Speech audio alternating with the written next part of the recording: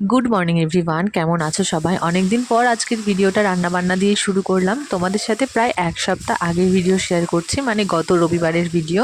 আজ না একটু চিংড়ি মাছ নেওয়ার ইচ্ছে ছিল, তবে যেখান থেকে আমরা মাছ নিই, মানে ফোন করলেই বাড়িতে দিয়ে যায়, উনি না বললে আবার মাছ বেছেও দেয়। তবে আজ যেহেতু রবিবার, বাজারে প্রচণ্ড ভিড়, সেই কারণে বেছে দিতে পারবে না। আর যদিও নিতাম তো মাছ বেছে রান্না করতে করতে অনেকটাই লেট হয়ে যেত, আর ওরও ডিউটি তারা ছিল, তাই রুই মাছই নিয়ে নিলাম। আর চিংড়ি মাছ নেওয়ার কারণটা ছিল পুঁই শাক দিয়ে রান্না করতাম। চিংড়ি মাছ পাইনি তো কি হয়েছে, মাছের সাথে তো এমনি মাথাও দেয়, আর দেখলাম একটু তেলও দিয়েছে। মাছের মাথা আর তেল দিয়ে রান্না করবো পুঁই শাক, সাথে আলু দিয়ে মাছের ঝোল আর আমের টক।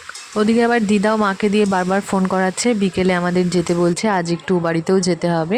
আমার রান্না বান্না তো সকাল সকালই হয়ে গেছিল। ও ডিউটি থেকে বাড়ি ফেরার পর দুজন মিলে বিকেলবেলায় বেরিয়ে পড়েছিলাম ও বাড়ি যাওয়ার উদ্দেশ্যে।